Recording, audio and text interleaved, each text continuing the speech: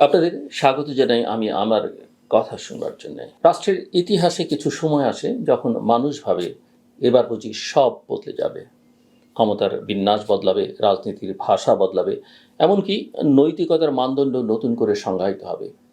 কিন্তু বাস্তবতা অনেক সময় নির্মমভাবে জানিয়ে দেয়, রাষ্ট্র বদলালেও ক্ষমতার অভ্যাস খুব সহজে বদলায় না, বরং পুরনো কাঠামো নতুন মুখে, নতুন স্লোগানে, নতুন বৈধতার মোড়কে ফিরে আসে। বাংলাদেশ এখন সেই এক অদ্ভুত সন্ধিক্ষণে দাঁড়িয়ে। একদিকে আছে পরিবর্তনের আকাঙ্ক্ষা, অন্যদিকে ক্ষমতার পুনর্বিন্যাসের বাস্তব রাজনীতি। এই দুইয়ের সংঘর্ষে তৈরি হয়েছে এক ধরনের অস্থিরতা, যেখানে রাষ্ট্রের নৈতিক ভিত্তি, রাজনৈতিক সংস্কৃতি এবং গণতান্ত্রিক ভবিষ্যৎ সবকিছুই প্রশ্নের মুখে। আজকের বাস্তবতায় সবচেয়ে বড় সংকটটি হচ্ছে বিশ্বাসের সংকট। মানুষ রাষ্ট্রকে বিশ্বাস করতে পারছে না, রাজনৈতিক দলগুলো একে অপরকে বিশ্বাস করছে না, এমনকি যারা পরিবর্তনের নেতৃত্ব দাবি করছে তাদের প্রতিও এক ধরনের সংশয় তৈরি হচ্ছে। এই সংশয় হঠাৎ করে তৈরি হয়নি, এটা দীর্ঘদিনের রাজনৈতিক চর্চা, দমন পীড়ন, প্রতিশোধের রাজনীতি এবং আইনের অপব্যবহারের ফল। একটা রাষ্ট্রের শক্তি কেবল তার অর্থনীতি বা সামরিক সক্ষমতা নয়, বরং তার নৈতিক ভিত্তিতে। যখন সেই ভিত্তি দুর্বল হয়ে যায়, তখন রাষ্ট্রের প্রতিটি প্রতিষ্ঠান ধীরে ধীরে ভেঙে পড়তে শুরু করে। আজ আমরা সেই ভাঙনের লক্ষণ দেখছি, প্রশাসনিক, বিচার ব্যবস্থায়, এমনকি শিক্ষাঙ্গনেও। বিশ্ববিদ্যালয়গুলো একসময় ছিল চিন্তার মুক্ত ক্ষেত্র, কিন্তু এখন সেগুলো পরিণত হয়েছে রাজনৈতিক প্রতিযোগিতার মঞ্চে। ছাত্র রাজনীতি, যা একসময় গণতান্ত্রিক নেতৃত্ব তৈরির কারখানা ছিল, তা এখন অনেক ক্ষেত্রে ক্ষমতার লড়াইয়ের হাতিয়ার হয়ে গেছে। ছাত্রদল, শিবির বা অন্যান্য ছাত্র সংগঠনের সংঘাত শুধু একটি সংগঠনগত দ্বন্দ্ব নয়, এটা রাষ্ট্রের বৃহত্তর রাজনৈতিক সংস্কৃতির প্রতিফলন। এই সংঘাতের পেছনে রয়েছে একটা গভীর রাজনৈতিক বাস্তবতা। ক্ষমতা কে পাবে, কে নিয়ন্ত্রণ করবে এবং কে ভবিষ্যতের রাজনীতি নির্ধারণ করবে। কিন্তু এই প্রশ্নগুলোর উত্তর খুঁজতে গিয়ে আমরা ভুলে যাচ্ছি রাষ্ট্রের উদ্দেশ্য কী, রাজনীতির লক্ষ্য কী, ক্ষমতা কি কেবল দখলের জন্য, নাকি এটি মানুষের জীবনকে উন্নত করবার একটা মাধ্যম। এই প্রশ্নগুলো এখন আর তাত্ত্বিক নয়, এগুলো বাস্তব। কারণ প্রতিদিন আমরা দেখছি কিভাবে রাজনৈতিক সিদ্ধান্তগুলো মানুষের জীবনে সরাসরি প্রভাব ফেলছে। আইন, প্রশাসন, এমনকি উন্নয়ন প্রকল্প, সব কিছুই এখন রাজনৈতিক ব্যাখ্যার মধ্যে বন্দী।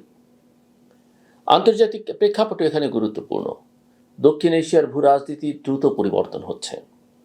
বাংলাদেশকে এখন একটা স্ট্র্যাটেজিক পার্টনার হিসেবে দেখা হচ্ছে, কিন্তু এই স্বীকৃতির সাথে আসে নতুন চাপ, নতুন প্রত্যাশা এবং নতুন ঝুঁকি। বড় শক্তিগুলোর প্রতিযোগিতার মধ্যে বাংলাদেশকে নিজের অবস্থান ঠিক করতে হচ্ছে, যেখানে প্রতিটা সিদ্ধান্তের পেছনে রয়েছে কূটনৈতিক হিসেব নিকেশ।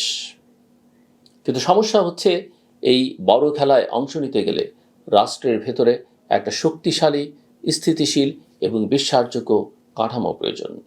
যদি ভেতরে অস্থিরতা থাকে, তাহলে বাইরে শক্ত অবস্থান নেওয়া সম্ভব হয় না। আজকের বাংলাদেশ সেই চ্যালেঞ্জের মুখে। একদিকে অভ্যন্তরীণ রাজনৈতিক টানাপোড়েন, অন্যদিকে আন্তর্জাতিক চাপ। এই পরিস্থিতিতে সবচেয়ে গুরুত্বপূর্ণ হয়ে উঠেছে নৈতিক নেতৃত্ব। কিন্তু সেই নেতৃত্ব কোথায়? যারা নেতৃত্ব দিচ্ছেন তারা কি সত্যি একটি নতুন রাজনৈতিক সংস্কৃতি তৈরি করতে পারছেন, নাকি তারা পুরনো কাঠামোকেই নতুনভাবে ব্যবহার করছেন? এখানেই আসে আরেকটা বড় প্রশ্ন, ন্যায় বিচার। রাষ্ট্র যদি ন্যায় বিচার নিশ্চিত করতে না পারে, তাহলে তার বৈধতা প্রশ্নবিদ্ধ হয়। কিন্তু ন্যায় বিচার তখনই সম্ভব যখন আইন সবার জন্য সমানভাবে প্রযোজ্য হয়। যদি আইনকে রাজনৈতিক অস্ত্র হিসেবে ব্যবহার করা হয়, তাহলে তা ন্যায় বিচার নয়, বরং প্রতিশোধের একটা রূপ। বাংলাদেশের সাম্প্রতিক অভিজ্ঞতা আমাদের এই কথাই মনে করিয়ে দেয়। রাজনৈতিক প্রতিপক্ষকে দমন করবার জন্য আইন ব্যবহার করা হয়েছে, এটা নতুন কিছু নয়। কিন্তু এখন প্রশ্ন হচ্ছে, এই চর্চা কি থামবে, নাকি এটা নতুন আকারে চলতে থাকবে? মানুষ পরিবর্তন চায়, কিন্তু তারা প্রতিশোধ চায় না। তারা একটা ন্যায়ভিত্তিক রাষ্ট্র চায়, যেখানে আইনের শাসন থাকবে, যেখানে রাজনৈতিক মতভেদ থাকলেও তার সহিংসতায় রূপ নেবে না, যেখানে রাষ্ট্র তার নাগরিকদের রক্ষা করবে, ভয় দেখাবে না। কিন্তু এই স্বপ্ন বাস্তবায়ন সহজ নয়, কারণ পরিবর্তনের সবচেয়ে বড় বাধা হচ্ছে অভ্যাস। ক্ষমতার অভ্যাস, দমন পীড়নের অভ্যাস এবং রাজনৈতিক সুবিধাবাদের অভ্যাস। এই অভ্যাসগুলো ভাঙতে হলে প্রয়োজন সাহস, সততা এবং দীর্ঘমেয়াদী দৃষ্টিভঙ্গি। বাংলাদেশ আজ যে অবস্থায় দাঁড়িয়ে, সেখানে একটা ভুল সিদ্ধান্ত পুরো প্রক্রিয়াকে পিছিয়ে দিতে পারে, আবার একটা সঠিক সিদ্ধান্ত নতুন পথও দেখাতে পারে। এই মুহূর্তে প্রয়োজন সংযম, সংলাপ এবং দায়িত্বশীলতা। রাজনীতির ভাষা যদি আরও আক্রমণাত্মক হয়, যদি প্রতিপক্ষকে শত্রু হিসেবে দেখা হয়, তাহলে এই অস্থিরতা আরও বাড়বে।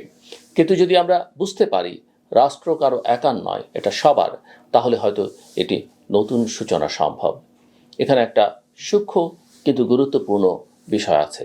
রাষ্ট্রের নৈতিক ভিত্তি শুধু রাজনৈতিক নেতৃত্বের উপর নির্ভর করে না, এটা সমাজের সামগ্রিক মানসিকতার প্রতিফলন। আমরা যদি নিজেরাই সহনশীল না হই, যদি ভিন্ন মতকে গ্রহণ করবার সংস্কৃতি তৈরি না করি, তাহলে কোনো রাজনৈতিক পরিবর্তনই টেকসই হবে না। সামাজিক মাধ্যম থেকে শুরু করে পারিবারিক আলোচনাতেও আজ আমরা যে বিভাজন দেখি, সেটা রাষ্ট্রের বৃহত্তর সংকটেরই প্রতিচ্ছবি। একই সঙ্গে অর্থনৈতিক বাস্তবতাও এই রাজনৈতিক অস্থিরতার সঙ্গে জড়িয়ে যাচ্ছে।